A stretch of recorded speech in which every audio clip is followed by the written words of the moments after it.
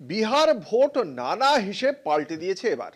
আর তার সবথেকে বড় খবরটা বোধহয় এই যে টলমল করছে ইন্ডিয়া জোট। বিহারে একাধিক আসনে লড়াই হবে আরজেডি বনাম কংগ্রেসের। একে যদিও বন্ধুত্বপূর্ণ লড়াই বলে চালানোর চেষ্টা হচ্ছে, কিন্তু চুপ করে নেই বাকিরা। চিরাগ পাসওয়ান সরাসরি বলেছেন, রাজনীতিতে বন্ধুত্বপূর্ণ লড়াই বলে কিছু হয় না। হ্যাঁ, আসন সমঝোতা থেকে প্রার্থী ঘোষণা, বিহার ভোটের গোড়া থেকেই মহাগঠবন্ধনের এলোমেলো ছবিটা স্পষ্ট। ভোটের লড়াই শুরুর আগে বিরোধী জোটের মুখ্যমন্ত্রীর মুখ ঘোষণার অনুষ্ঠানেও সেই দৃশ্যের কোনো বদল ঘটল না। বরং রাহুল গান্ধীর অনুপস্থিতি আরও একটু সামনে আনলো ইন্ডিয়া জোটের ঘরোয়া কোন্দলকে। শেষ বেলায় রাজস্থানের প্রাক্তন মুখ্যমন্ত্রী অশোক গেহলটকে বিহারে পাঠিয়ে জোটের খয়াটে চেহারায় রঙের পোঁচ লাগানোর চেষ্টা কংগ্রেস হাইকমান্ডের। তেজস্বী বনাম রাহুল, এখানেই কি চিড় খেলো মহাগঠবন্ধন?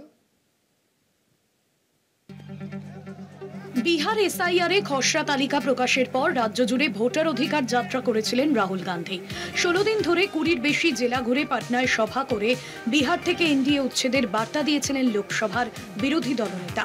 সেই সময় রাহুলের পাশে দাঁড়িয়ে নিজেকে মুখ্যমন্ত্রীর মুখ ঘোষণা করেছিলেন বিহারের বিরোধী দলনেতা তেজস্বী যাদব। লালুপুত্রের সেই ঘোষণার পর আর বিহার মুখ হননি রাহুল। মূলত আরজেডির সঙ্গে মতবিরোধে বিহারে পা দেননি কংগ্রেসের প্রথম সারির কোনো নেতাও। ভোটের শেষ বেলায় সেই জোট পাটলেই প্রলেপের চেষ্টা কংগ্রেসের। চাঁদ সওদাগরের বাহাতে মনসার উদ্দেশ্যে ফুল ছোড়ার মতো অনিচ্ছা নিয়েই কংগ্রেস হাইকমান্ডের দূত হিসেবে বিহারে পাঠানো হয় রাজস্থানের প্রাক্তন মুখ্যমন্ত্রী অশোক গেহলটকে। বৃহস্পতিবারের সাংবাদিক বৈঠকে তেজস্বীকে বিরোধী জোটের মুখ্যমন্ত্রী মুখ হিসেবে ঘোষণা করেন গেহলটই। পাশাপাশি বিকাশশীল ইনসান পার্টি প্রধান মুকেশ সাহানিকে উপমুখ্যমন্ত্রী মুখ হিসেবে ঘোষণা করা হয়। এখানেই শেষ নয়, জোট দ্বন্দ্ব এড়াতে মহাগঠবন্ধনের তরফেও আরও একাধিক উপমুখ্যমন্ত্রীর নাম ঘোষণার সম্ভাবনা রয়েছে। आप लोग बार बार क्वेश्चन पैदा कर रहे थे, इसलिए हमें आज वापस बात कहनी पड़ी। राहुल गांधी जी के दिमाग में, सबके दिमाग में एक ही बात थी, और कई बार राजनीति में स्ट्रेटेजिक पार्ट भी होता है।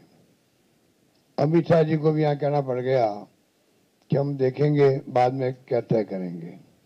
तो ये बात कोई दिमाग किसी के नहीं जो बैठे यहाँ पर, सब दिमाग में एक ही बात थी, तेजस्वी यादव हमारे चेहरे होंगे, इसमें कोई तरह नहीं।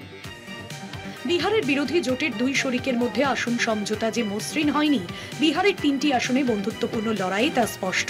এমনকি ভোটের মাঠে জোটের অংশীদার হয়ে কিভাবে বন্ধুত্বপূর্ণ লড়াই হয় তা নিয়ে কটাক্ষ করতে ছাড়েনি এনডিএ। কলকাতা টিভি।